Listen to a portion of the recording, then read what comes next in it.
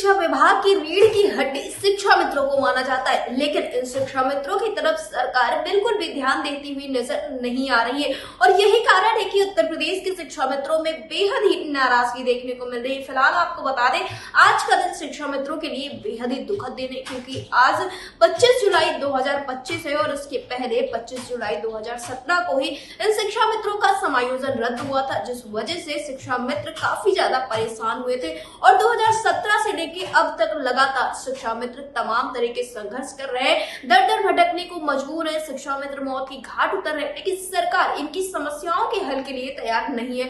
आपको बता दें, मुख्यमंत्री योगी आदित्यनाथ हो या फिर प्रधानमंत्री नरेंद्र मोदी हो, इन सबकी तरफ से यही कहा गया था कि उत्तर प्रदेश के शिक्षा मित्र उनका परिवार है और उनके लिए जल्द से जल्द कुछ ना कुछ खास किया जाएगा। लेकिन आप देख सकते हैं 2017 से 2025 आ चुका है और शिक्षा मित्रों के हाथ अब भी खाली नजर आ रहे हैं। शिक्षा मित्र आर्थिक तंगी से जूझ रहे हैं। इनका साफ तौर पर यही कहना है कि अपनी उम्र के उस पड़ाव पर पहुंच चुके हैं कि अब उनके ऊपर बेहद ही जिम्मेदारियां हैं और अब उन्हें नहीं समझ में आ रहा है कि आखिर वो अपना जीवन यापन कैसे करे। और जहां सरकार एक तरफ लगातार उत्तर प्रदेश के शिक्षा मित्रों को आश्वासन देती हुई नजर आ रही है, तो वहीं दूसरी तरफ देखने को मिल रहा है कि इन शिक्षा मित्रों के लिए धरातल पर कुछ भी होता हुआ नजर नहीं आ रहा है। फिलहाल आज 25 तारीख है और जैसा कि देखने को मिलता है कि उत्तर प्रदेश के शिक्षा मित्र आज बेहद ही नाराज हैं और बेहद ही दुखी नजर आ रहे हैं। तो इस विषय पर ज्यादा जानकारी देते हुए आदर्श समायोजित शिक्षक शिक्षा मित्र वेलफेयर एसोसिएशन के प्रदेश महामंत्री उमेश कुमार पांडे ने क्या कुछ कहा है, आप भी सुनिए।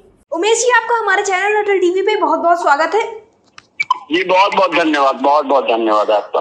उमेश जी, जैसा कि देखने को मिल रहा है कि आज 25 तारीख है और 25 तारीख शिक्षा मित्रों के लिए बेहद ही दुखद माना जाता है। तमाम बार देखने को मिला है, शिक्षा मित्रों ने तमाम तरह के कार्यक्रम भी किए हैं और 25 जो जुलाई 2017 था वो बेहद ही दर्दनाक दिन साबित हुआ था शिक्षा मित्रों के लिए। आज देखने को मिल रहा है लोग अलग अलग तरह से नाराजगी जाहिर कर रहे हैं, अपना दुख जाहिर कर रहे हैं। मैं जानना चाहूंगी आपके संगठन की तरफ से क्या कुछ तैयारियां की जा रही है, क्या कुछ आप लोग कार्यक्रम करने को तैयार है? शिक्षा मित्र के जीवन में 25 जुलाई जी जो दिन था वो एक ऐसा दिन था जो उसके लिए वो आज तक शिक्षा मित्र ही नहीं, शिक्षा मित्र का पूरा परिवार उस चीज को भूल नहीं पाया जी। क्योंकि हमारा शिक्षा मित्र 99-2000 में जैसे शिक्षा में आया और इसी सोच को लेकर के आया था, क्योंकि गांव का एक क्रीम था, गांव का क्रीम प्रोडक्ट था। जी जी।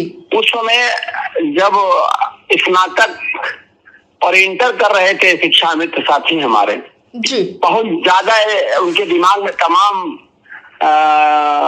जोश था, तमाम अपने दिमाग में उभर के रखे थे कि हम ये बनेंगे वो बनेंगे जी। एक फॉर्म निकलता है, उसमें फॉर्म डाल देते हैं और जबकि कंपटीशन होता है, उसमें जो फर्स्ट होता है वो जाकर के बेसिक शिक्षा विभाग में प्राथमिक विद्यालय में जो है शिक्षा मित्र के रूप में काम करता है जी। एक सोच लेकर के वो आया था कि हम अपने गांव के बच्चों को पढ़ा करके एक देश का अच्छा नागरिक बनाएंगे और उनके साथ साथ हमारा भी जीवन जो है खुशहाल होगा और एक शिक्षक बन के आगे उभरेंगे और इस प्राथमिक शिक्षा को आगे ले जाएंगे जी। माननीय मुलायम सिंह जी ने टारगेट भी हम लोगों को दिया तक शिक्षा अभियान का, उसमें हम लोगों ने मेहनत करके और उत्तर प्रदेश को प्रथम प्रदेश बना दिया सब शिक्षा अभियान में जी। जब और एक बात और सोचने वाली बात है कि लोग कहते हैं कि शिक्षा मित्र तमाम हमारे ऊपर आरोप लगे कि हम लोग योग्य नहीं है, हम लोग जो है योग्य नहीं है, लेकिन वो दिन याद करिए जब शिक्षा मित्र आए थे तो विद्यालय खुले थे जी। शिक्षा मित्र जब 99-2000 में आया था तो विद्यालय बंद हुआ करते थे, विद्यालयों में घास लगा करती थी, उन घास को काट करके विद्यालय गांव के बच्चों को बुला करके पढ़ाने का काम ये अयोग्य शिक्षा मित्र, जिनको लोगों ने अयोग्य बना दिया, वो अयोग्य शिक्षा मित्रों को पढ़ाए और विद्यालय को शुरू किए जी। सरकार ने योग्य लोगों को भर्ती किया और शिक्षक नाम दिया और उसके बाद आज विद्यालय बंद हो रहे हैं, मर्ज हो रहे हैं। आखिर ये क्यों, इस पे सोचना चाहिए जी।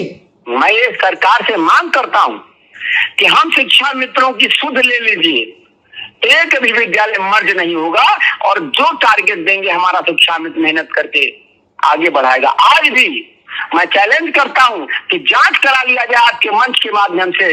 अगर सुबह दरवाजा कोई खोलता है तो वही हमारा शिक्षा मित्र ही दरवाजा खोलता है। और आज जितने स्कूल मर्ज होने से बचे हैं वही शिक्षा मित्रों की ही देन है जी। आज हम लोग किसका बहुत दुखद, मैं भावुकता के साथ मेरे आंखों में आंसू आ रहे हैं जी। हम लोगों ने बहुत सपने संजोए थे, सारे सपने हम लोगों के आज की डेट में टूट गए थे जी। तो आज का दिन हम लोगों के बहुत दुखद है जी। इसके लिए हम लोगों ने, क्योंकि क्या तैयारी करे शिक्षा मित्र जी, 5,000 रुपया उसको मिला है जी। कल्पना करिए 2.5 महीने के बाद अगर उसको 5,000 रुपए मिला है, उस 5,000 रुपए में अपने 2 महीने की सब्जी उसकी हो गई हो जी, तो वो अब क्या कार्यक्रम कर सकते हैं जी। इसलिए हमारे संगठन में जी हम शिक्षा मित्रों की आर्थिक स्थिति को देखते हुए विद्यालय में ही, क्योंकि हमारा सबसे बड़ा काम है शिक्षा कार्य जी, हमारे साथ सरकार ने, हमारे साथ न्यायालय ने जो भी हमारे साथ निर्णय दिया मैं उसको अपने सर माथे करता हूँ। लेकिन मेरा एक सबसे बड़ा उद्देश्य है, सबसे बड़ा हमारा कर्तव्य है इन छोटे छोटे बच्चों को पढ़ाना जी। तो हमारे संगठन के द्वारा विद्यालय में रह करके और काली पट्टी को बांध करके शिक्षण कार्य करते हुए और अपने उस दिन को याद करते हुए आंसू बहाते हुए मैं आज के दिन को हमारे संगठन के द्वारा मनाया जा रहा है। यही हमारी तारीख जी, यही हमारी तैयारी। उमेश पांडे जी, जैसा कि शासन प्रशासन से भी लगातार आपकी मुलाकात और बातचीत होती हुई आई है, तो मैं जानना चाहूंगी क्या इस बीच में कोई बातचीत, कोई वार्ता शासन प्रशासन के अधिकारियों से आपकी हुई है, जिससे ये पता लगाया जा सके कि आगे चलकर क्या कुछ होने वाला है शिक्षा मित्रों के लिए? आप तो जान रहे हैं, आपका चैनल हमेशा शिक्षा मित्र के लिए आगे बढ़ चढ़ के हिस्सा लेता है जी। हम लोग लगातार प्रयास कर रहे हैं जी। वो कहे जो भी संगठन हो, सारे संगठन हैं, सारे संगठन के लोगों का एक ही उद्देश्य है शिक्षा मित्र का कल्याण होना। सब लोग लगातार प्रयास कर रहे हैं। आश्वासन हम लोगों को हमेशा मिलता ही, आश्वासन भी मिल रहा है जी।